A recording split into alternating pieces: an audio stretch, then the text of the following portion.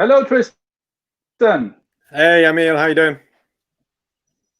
I'm very good. How are you, sir? I'm good too, as well. Very, very good. Good. So, welcome, guys, back to the Sunday sessions with me and Tristan Stephenson. And in like 15 minutes, we will be joined by Daniel Nevsky and Moal Jaff from Barcelona. And today, me and Tristan will talk about Svensk Rök, which means Swedish smoke. We talked about it before in the Sunday sessions. And we're both big fans, obviously, of the Svensk Rök. But it's also maybe the one that stands out the most. If I like look back to what we talked about before, Tristan, this is the one that we think both is like, this is the essence of Sweden. And I talked to you during the week and told you to like, what's the mixture of like UK and this Swedish smoke in your opinion? If you like, because the last time you did a cocktail here, you did it with marshmallows, and I really get it because it's like a classic. What do you call it? Campfire. Campfire. Yeah, exactly. Yeah. And that is like, I think what Swedish people, if you haven't tried it, this is what it is. It's campfire in a bottle. Yeah. I mean, it's when we talked about it last time, we mentioned, and I've mentioned it, I think a couple of times, both in our conversations, but also on other podcasts and things, that I think that peat is one of the sort of true opportunities for a distillery to layer some terroir into their product. You know, it's all good and well saying, oh, well, we're using this barley. But, you know, the nature of distillation means that there's so many steps involved that any terroir that did exist within barley, and of course you can have terroir in barley, you know, different varieties do exhibit different characteristics depending on where they're grown. It's likely to have been distilled out of it once you've gone through, you know, fermentation and mashing and distillation twice, and then maturation for a given period. But peat and smoke, of course, is so pervasive in a whiskey that even though it's part of the process that takes place right near the start, you know, anyone who's had a peaty whiskey will be familiar with the fact that the smoke is definitely present at the end. And of course, the composition of the peat, the exact vegetal matter or plant matter that's present within the peat will produce different aromatics in the smoke. And so, you know, if you're using peat from Sweden, then you're going to get a smokiness that is inherently Swedish because of the different flora that you know occupies that land, as opposed to the type of plants you might get in Scotland or in America or elsewhere in the world. Yeah, and definitely when you talk about that, then there we have the terroir, because it's all the layers that the smoke brings to the palate. And Exactly. if we try it, it's like,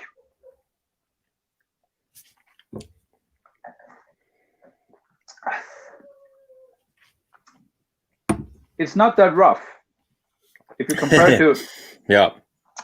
No, it's the smoke's really well integrated into it. I think that's what's great about it, and it's not just like a smoke bomb. You know, there's fruitiness there as well, which is important in peated whiskey. I think. I mean, some people like their peated whiskey to be just, you know, intensely smoky. I mean, something like Ardbeg, for example, where it's quite a light whiskey, very little in the wet, much like a fruit character, and just really smoky.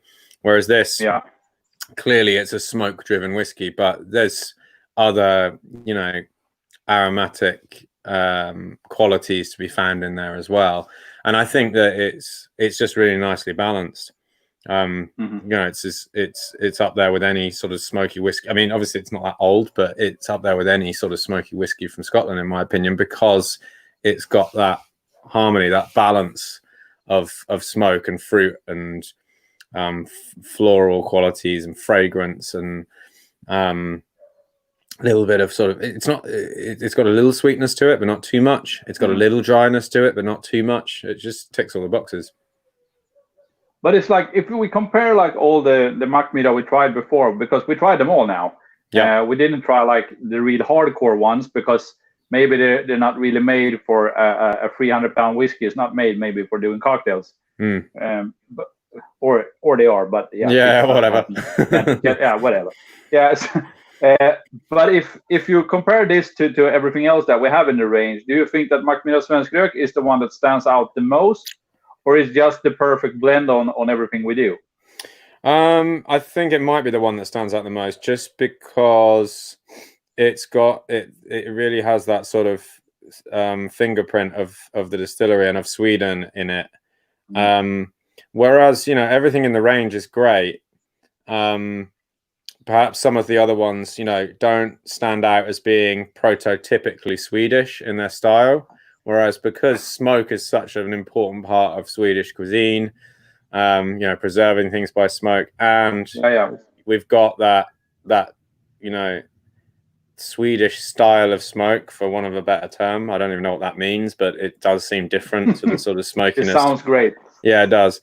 Then yeah, it's from an objective point of view, I think, because smokiness isn't for everyone. So this might, although it might stand out, looking at it objectively as the most interesting whiskey and the one that perhaps, you know, puts Sweden on the map in terms of its whiskies, then yeah, I think it does that. But of course, that doesn't mean it's for everyone. It's not necessarily going to be everyone's favorite whiskey in the range. Yeah, perfect. I think it's a great answer. And like because if you're doing like a penicillin, which probably is, could we say that that's the most, like, even though it has such a small amount of a single malt smoky whiskey, it's still maybe the most famous modern cocktail of this era, which has a which is a little bit weird. Yeah. But if I think yeah, exactly. I mean, penicillin's a great example. Only a little bit of smoky whiskey in there. Mixing with smoky whiskeys is difficult, especially if it's your base spirit and you're using the full measure, because obviously you're going to end up with a smoky tasting cocktail.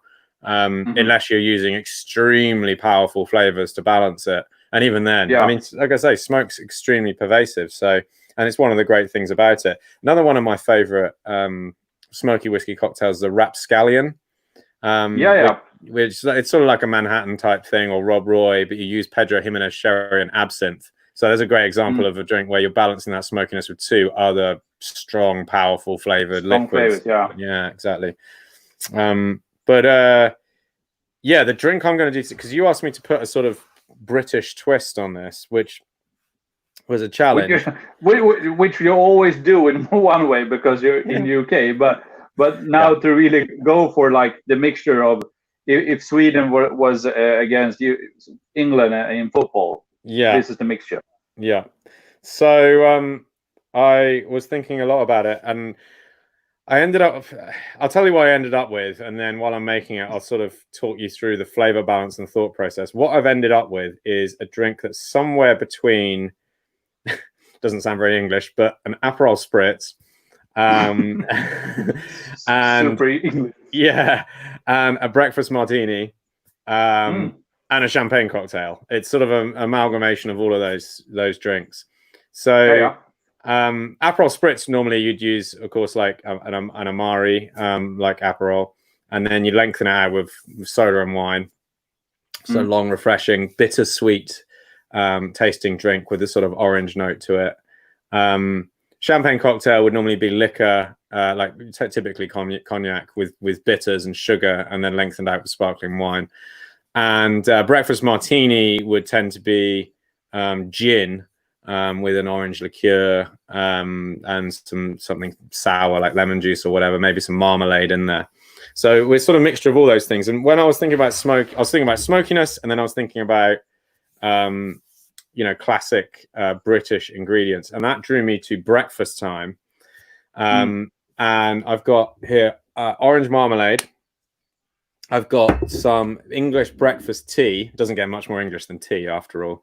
And I think tea was probably the kind of linchpin around this thought process, because tea is one of the most British things you can think of, really.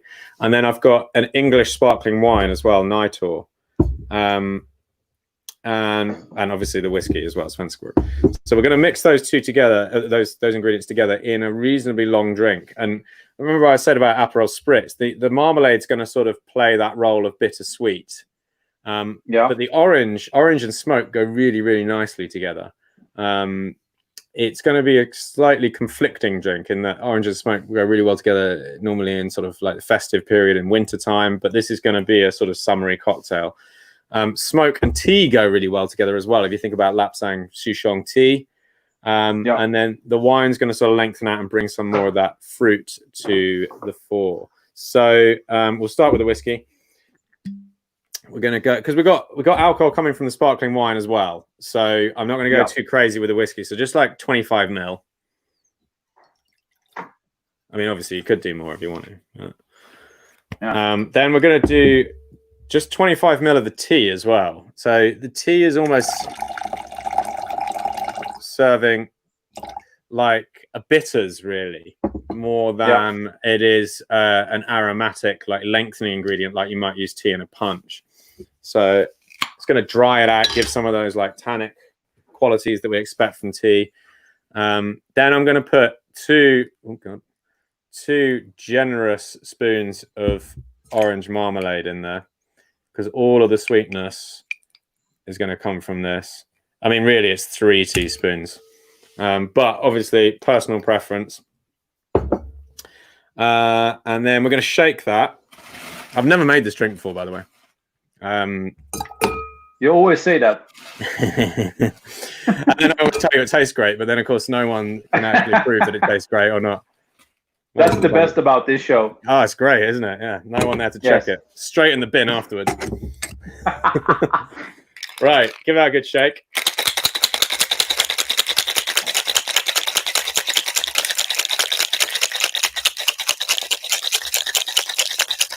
Tell you what, shaking cocktails on a sofa is so weird. Yeah. Then but it looks great. It does look good. I've got a wine glass. You could serve this in a highball. You could serve it in a rocks. It doesn't really matter that much, but stemware with the sparkling wine seems to be appropriate. Yeah. So we'll strain that out. Color looks good. Happy with that.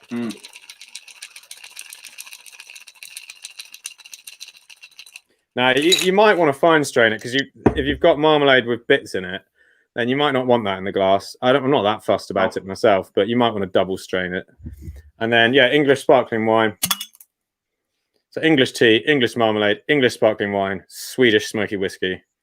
We'll just top up. It's a great combo. Yeah, let's hope so. And then I've got, that's not going to fit in there, is it? Blood orange, dehydrated blood orange. And you could mix up the tea as well. You wouldn't have to be English breakfast. Earl Grey would be quite good with the bergamot. Yeah. But what's going to be interesting is like that.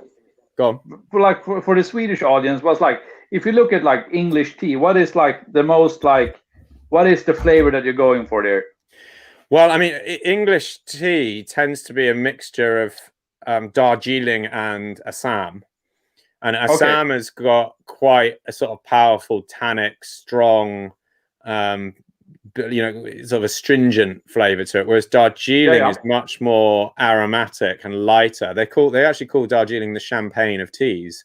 So good mix with this. But Darjeeling tends to be afternoon tea, whereas Assam and Darjeeling mixtures, or sometimes Assam, is breakfast tea. Or you might get Ceylon in there as well. So they're stronger, more potent, because you need waking up in the morning, right? You need something that sort of livens the palate. Whereas when you're afternoon tea, you want something more delicate, a little bit lighter. All right, let's see how this tastes. I mean, it's probably dreadful. Probably not. Oh, wow. That is... I'm not bullshitting. That's pretty good. I'm happy with that. Yeah, cheers. Skål. Skål. Actually, I'm surprised the smokiness is more subdued than I expected. If I was going to make it again, I might consider putting a little bit more of the whiskey in there, maybe nudge it up to 30 or 35 ml, because it's not as smoky as I thought it was going to be. But a great introduction to smoky whiskey, because this is the way you get people into smoky whiskey, if you ask me. You don't give them a cask strength dram of heavily peated whiskey. Give it to them mixed, like a penicillin, like you say, or something that eases them in gently, allows them to explore it from a little distance, with it subdued by some other flavors. in a glass that you wouldn't expect smoky whiskey to be served in, you know? Yeah, because if you give them like a smoky whiskey, which is like cask strength, it's like 67%, you just tell them to fuck off and they will never try a smoky whiskey again, ever. Yeah, exactly. It's like with like, because people have the same thing about like smoky whiskey, because you tried it once with your dad or mom sometimes, that you got it like an avec after the coffee. And then you need to try this, but that is not the way to go if you don't like smoky whiskeys at all. You need to do like this. Totally. You need to implement it in a cocktail or something different to really make, or maybe like a dish.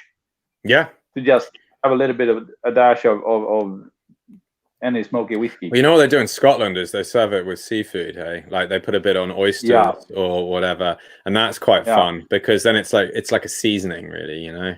Yeah, it is. That's why you love like smoky porters to like oysters. Yeah. Because it's such a great combo, because the saltiness and everything, it just comes on really good. But the Sunday sessions, why we do the Sunday sessions is because of Corona, obviously, but also because we want to give something back to the community. And when you're watching us, you can buy a bottle of Mackmyra Svensk Rök from mackmyra.co.uk. And in the discount code, you just put in Black Rock, and you get a discount on a bottle. And that discount goes directly back to Tristan and the gang at Black Rock in London. So that's our way to give something back. Thank you. To give something back to you then, Tristan, I have the guys from Two Schmucks with me. That is like the perfect gesture. Hey guys, how you doing? Hey, how you doing? I'm very good. How are you? Yeah, good, man. All good? We're getting there. We're almost about to open in a week or two. Oh, cool. Oh, nice. Great to hear. Yeah. Still a bit of a cough. Yeah. Yeah, that's crazy that's become the new taboo. Like anyone who coughs anywhere, it's like stay away from me. Yeah.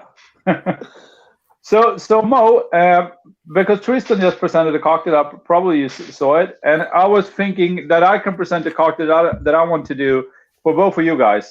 We'll see if Dan gets on, because he's at the beach right now. So we'll see if Daniel Nevsky will come on. He just wrote me. He just wrote me and said that it was canceled because some dude drowned at the beach, and they closed down the whole thing. And then I just wrote him, and I was like, "Are you in?" And then there was no reply. So I don't know what happened to him. He must be somewhere there in between. Should I present the cocktail, or are you gonna go first, Emil? Well, I was thinking that I can go first now, so you can have the show by your own. And awesome, man.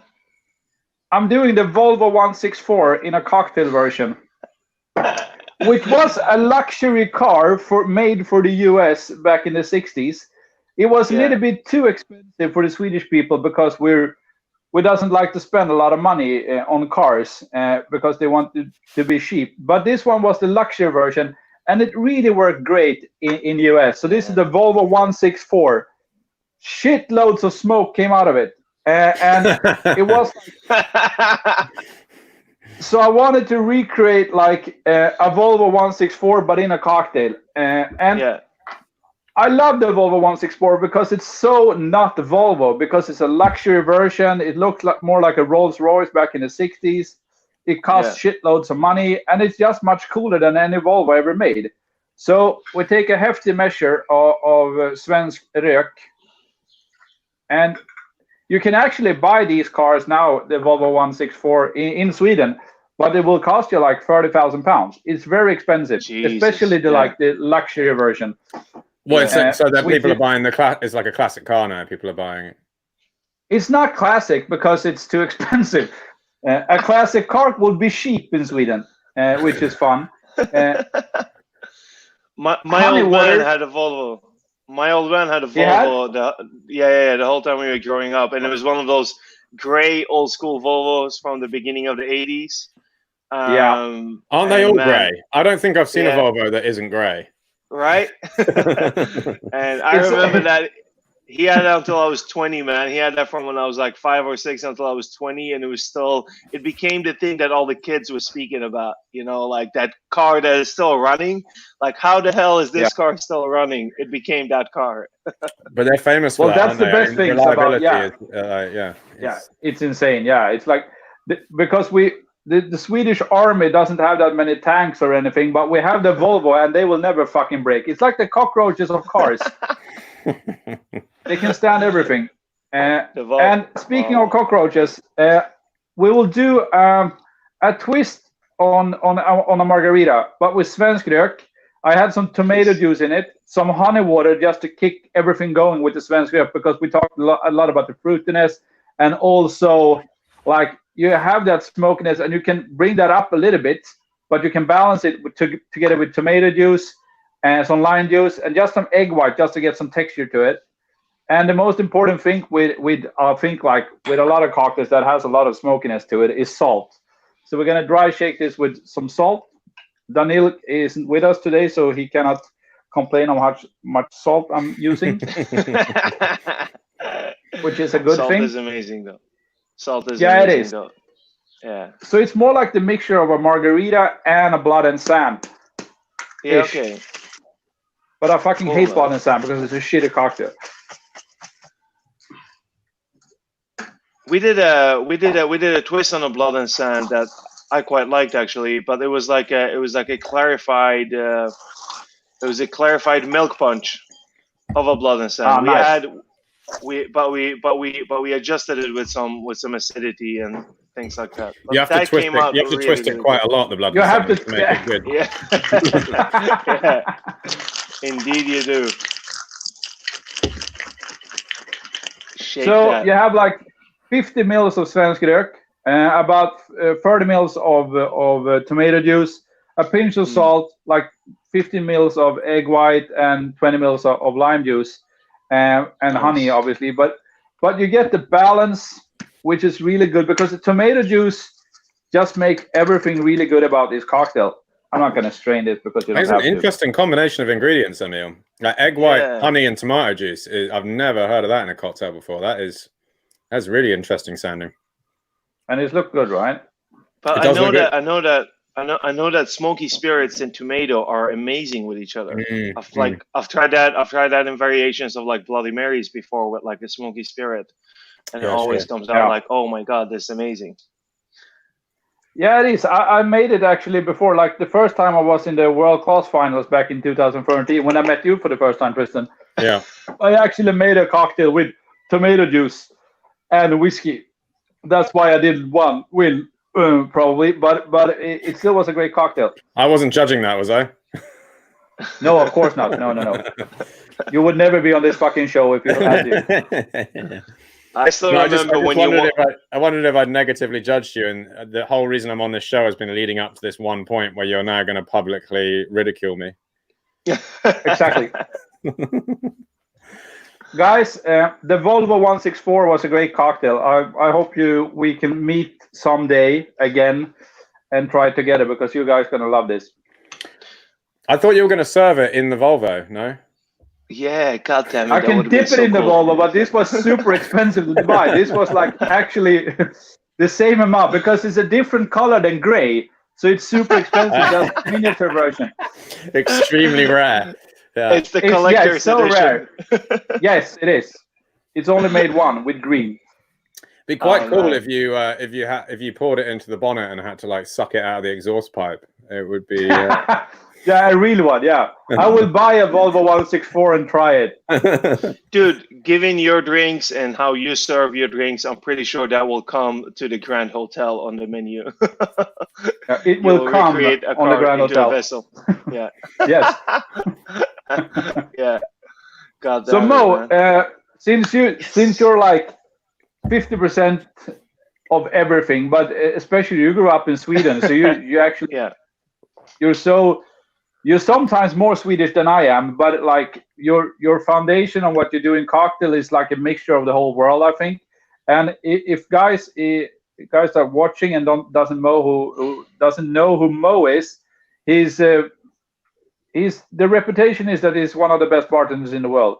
and he has a reputation of being one of the greatest ones in competitions. But now I think like since last time when me and Mo, when we were competitive in competitions, this is a couple of years now, the competitions have probably died a little bit because it's too many like stars in the business that came out from competitions. So the competitions isn't that cool anymore because we get too much. I think so. I think that Jeff Bell said one of the best things ever about cocktail competitions. And he was like, a cocktail competition is like one of those moving sidewalks on the airport. Like, it will help you get there faster, but if you just get on it and stand still, I'll still walk past you. So it's kind of like, and it's definitely one of those things. And then as you do like more and more and more and more competitions, I guess that sidewalk starts moving slower and slower, right? It just becomes more and more people, and then you just have to, I don't know, do your own stuff. And nowadays it's all about like, getting your name out there. There's a lot of like, being responsible yourself and getting it out there rather than relying on a brand or a competition. Exactly, yeah. Because being responsible hasn't treated you very well, Mo. So you had a competition. Yeah, exactly. Well, I'm good at not being. I'm good at not being responsible and documenting it and putting that out there. Yes, someone has to do that too. Yeah, hell but yeah. But Tristan, you've been a judge for a lot of competitions for a lot of years now, and you're like one of the head judges both in world class and a lot of different competitions. Have you seen that it changed over the last like 7 years? Yeah, I think to some extent that sort of bubble that was happening has imploded.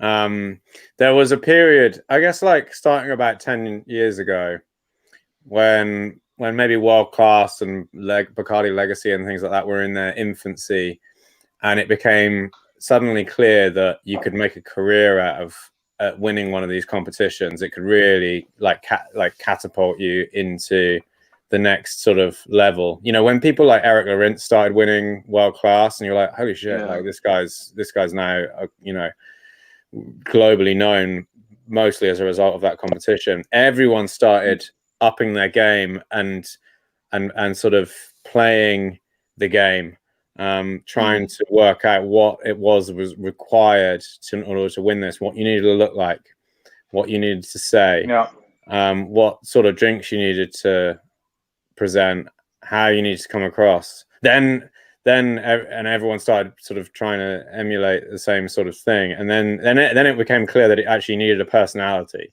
You needed to show some of that. I remember like when Tim Phillips won world class, and it was like, Tim's a great bartender and everything, but he's not like a hotel bartender. He doesn't give a fuck, basically. And then it became a personality competition, so everyone's trying to kind of get that across.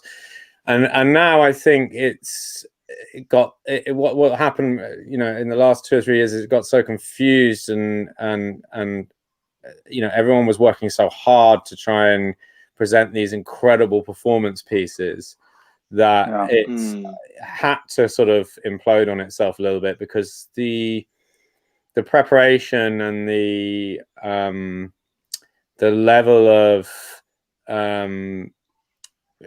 kind of refinement to these presentations was unsustainable. It was just stupid. You got people coming in with like 100 props on a bar top to transport you to the Himalayan whatever. So that kind of day has passed, and we're moving into a new era now, I think. And what I think's good about the current state of cocktail competitions is that the organizers are becoming more progressive about what constitutes a competition and what a round might look like. And we're starting to see more competitions that are trying to simulate the reality of working behind a bar, like checks printing out and you need to make a fucking load of drink right now, and that's good, because that's real bartending. Well, also, I mean, doing Bacardi Legacy, I love that only because it opened my mind for marketing. And all of a sudden I realized, oh, here's this completely different side of our industry that I had no idea, but I'm good at, and I actually really, really enjoy.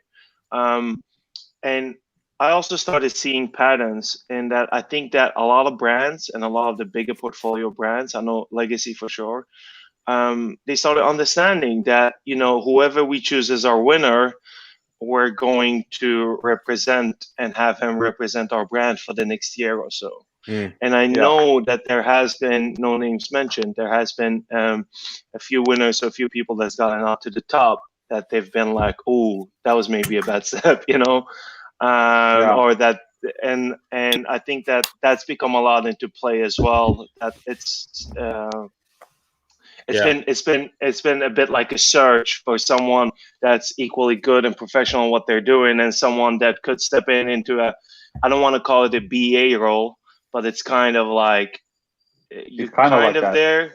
Yeah, it's kind of like that for the first year after you're winning. It's kind of like an exchange of value, right? Like we'll fly you all over the world and you'll get to meet all these people, but you know, there's a set of things you have to, a set of rules you have to adhere to when it comes to how to represent ourselves. I mean, this is one of the interesting things about competitions is, but I mean, the one reason I'd encourage people to enter is because they are great for networking, and that I hate the term networking, but just what I mean by it is getting to meet people and getting to, you know, create you know, friendships with people from other countries and from different bars and all that sort of thing. But you're absolutely right. You know, with Legacy, the marketing thing is it's very clever mechanic, the whole Bacardi Legacy competition, because you're effectively recruiting bartenders to become your marketing team and to try and be the best at doing that. But with World Class, which doesn't ask so much of that, it still feels like it's a requirement. And so the entrants embody the World Class values and the Diageo values and the products and everything for that year. And so, of course, what ends up happening, unsurprisingly, is they end up getting recruited as brand ambassadors after the competition's over. And you only need to travel around, you know, Europe and elsewhere and meet the brand ambassadors, and you're like, oh yeah, you competed in World Class in 2014, you competed in 2016, you competed in 2017. It's like that is the recruiting ground for ambassadors, you know. Yeah, for sure. Well, I mean, and also touching on what you just said. So after I did Legacy and I moved down to Barcelona, and I was like, all right, cool. You know, we came up with this thing we were gonna call Two Schmucks. And it only started as a pop-up before we said, all right, you know what, fuck it, let's do this into a bar. But the way we started as a pop-up was because I got to know all these people through Legacy from all these different countries, who I immediately after Legacy hit up, and I was like, hey, do you mind if we come to your bar and do this pop-up, you know? But I didn't know that many people outside of Norway, which was the country I was working in back then.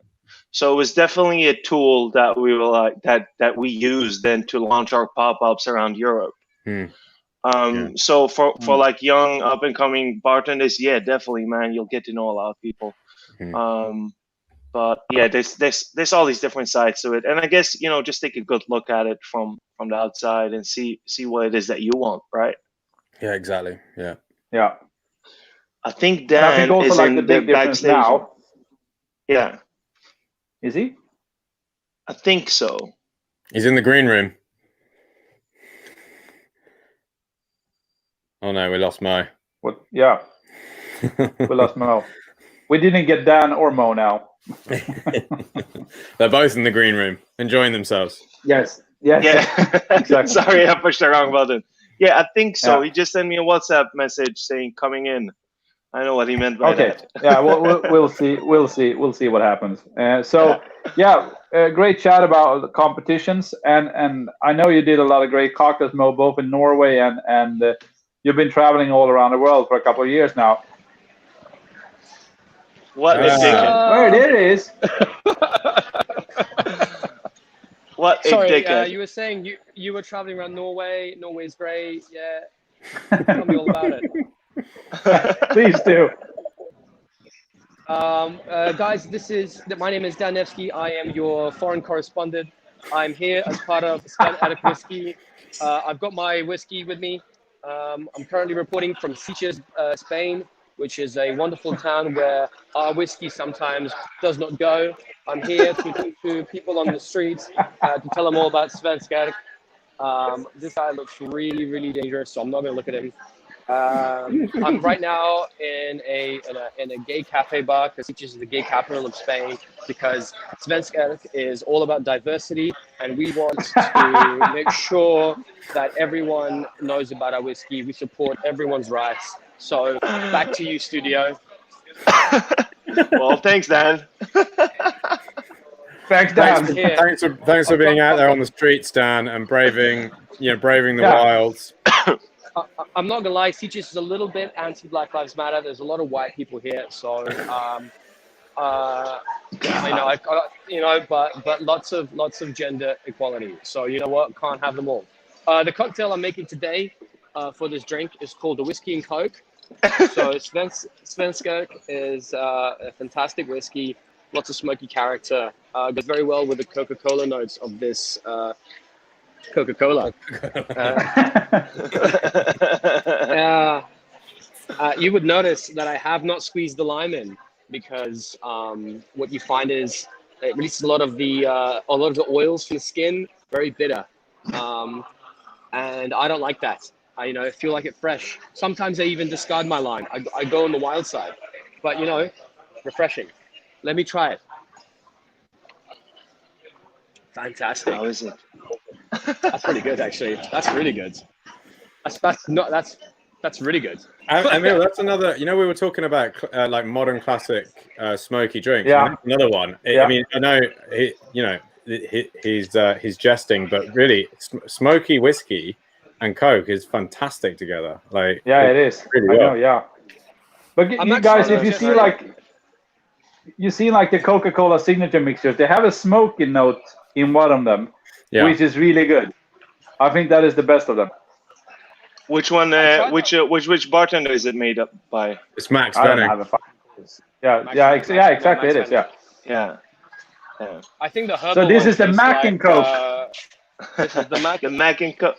The Mac and Coke, dude. That's up. I think that any whiskey that passes that whiskey Coke test. Two of them, the herbal one and the smoky one, are the only ones that don't just taste like Coke. The other two, there's like a wood one and then something else. They just literally just taste like Coke. Tristan, are you starting a fight with Dandelion there? Unbelievable. For a bigger price point, isn't it? No, who is it? Dandelion. So Alex Lawrence made the wooden one. So you're obviously starting beef there. Unbelievable from the man who's making a non-alcoholic mud look-alike seedlip. So terrible. You're still thinking about it, right? That's the whole point, right? That's the thing, right? That's good marketing right there. I'll send you a bottle. Yeah. Wouldn't it the best cocktail bar in the world? Wouldn't that be Daniel Lion?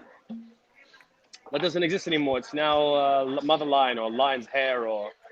Yeah, well, I met Daniel Lion. Your fucking name and Lion. Yeah, whatever. Daniel Lion. I actually thought it'd be when I had this brilliant idea where a self-titled brilliant idea that I thought that would be very funny if Cafe Dante and Dandelion did like a pop-up and call it Dante Lion. So I decided to spam both Ian Griffiths and Naren Young's walls. But I guess they just don't get along because they just ignored all my stuff.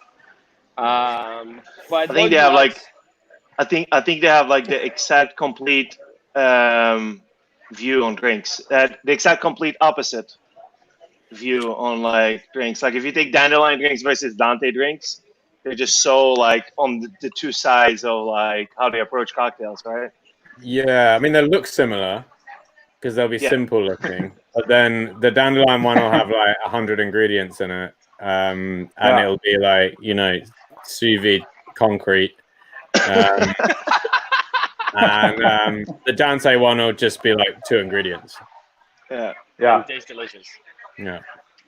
All right, I'm gonna make my drink. Because I want to know exactly how this drink will taste like with this whiskey. Right. So growing up in Sweden, up in Luleå, I'll tell you guys that this whiskey reminded me of going out into those goddamn forests. And an amazing drink to have that where I'm at right now in Spain is a drink. I think it's from Death & Co., but I'm not sure. Maybe they just had it in their book. It's the coffee and cigarettes. I don't know if you guys have tried that. Just with some sweet vermouth and some coffee. But what I'm gonna do, I'm gonna add some whiskey, healthy measure, and then what I got is some sweet vermouth, some cold brew and coffee liqueur, and then just a little bit of Pedro Ximénez to give it that raisiny that raisiny flavor that goes good with whiskey. Just gonna add 2 tablespoons of that. That's a hefty tablespoon there. Yeah. Mo, a little bit of water. Yeah. Mo, do you remember the Swedish word upp i röken? What does it mean? Up i röken, yeah. Up in, yeah. Wait, does that mean up your ass or up in smoke? Up your ass, yeah. Kind of both. The literal translation is up in smoke, but it's a saying for up your ass, yeah. Yeah. So just so you know, Dan. I still. Just so what? Just so you know. That was a passive aggressive. You're asking him what that means, but you're actually aiming at me. I'll tell you a bunch of stuff you don't know. So I still live in a place where Nazis originally, like when you're on the Nazi side, we beat you, didn't we? Dude, they were neutral. Norwegians were Nazis. Sweden was always neutral. No, the Finnish were Nazis, not the Norwegians. Can't believe the Swede can't defend himself, and he's a Kurdish dude to back him up. Jesus Christ. I still live in a place. Where ice is a precious commodity. So I just added some water into this, and I'm going to drink it again, room temperature. You just don't have any ice, do you? No, yeah, I just don't have any ice. even I managed to source ice in Sieges in a random cafe. My bar is shut. My bar is shut, and we've shut down all the machines to not get those electric bills. I'm not sure if you know how to operate. Well, if you're opening in a week, Mo, you should probably put them on. Shit. He had staff training last night. This is delicious. He must have needed ice. Yeah, lying bastard. I'm your foreign correspondent, also fact checker Dan Nevsky, reporting from TKS. You had staff training last night, which means you needed ice, which means either machines were on or you bought ice. Anyway, how about that drink, Mo? Tell us all about it. It's delicious. It's delicious, and I don't have you to give me to fact check that. So you guys will just have to trust me. No, but it's basically a coffee and cigarette style drink, which is sweet vermouth and usually a little bit of coffee liqueur, 2 to 1, to 2 parts whiskey. But I use a bit of an equal parts with a little bit of cold brew added and just a little bit of PX. And it's a little bit like you talked about before, Tristan, with the Rascallion. Yeah, it's a bit like that. Yeah. It's a bit like that. Yeah. Well, it's basically going from like the coffee and cigarettes and adding a few elements. Because you were talking about the Rapscallion, and I fucking love that drink. That's like one of my favorite drinks. So I was like, I want to make something from that, and this for me feels halfway through, halfway Swedish, halfway Spanish. So nice, like you are. Nice so also like we talked about before, if you want to support the Spanish scene, especially Touche Max, you just go into mackmyra.co.uk and you order a bottle of Svensk Rök, and you get a discount. But that discount code, if you put in Touche Max into the promotion code, they get the money back. So it's like 5 or 6 quid a bottle. So they go directly back to the Barcelona scene. If you want to support the foreign correspondent and journalism in general, just don't do it. You know what? Good journalism doesn't come for free. Okay. Put in the code Mac and Coke, and all of the proceeds that would normally go to journalism will go to Pablo Escobar's children's fund. That's a drug joke. Guys, I'm just getting a quick message from our in-studio audience that unfortunately my time is up here. We're running out of battery. I have to now go and let the fellow people who habitants of Mackmyra, of Sieges, taste some Mackmyra whiskey.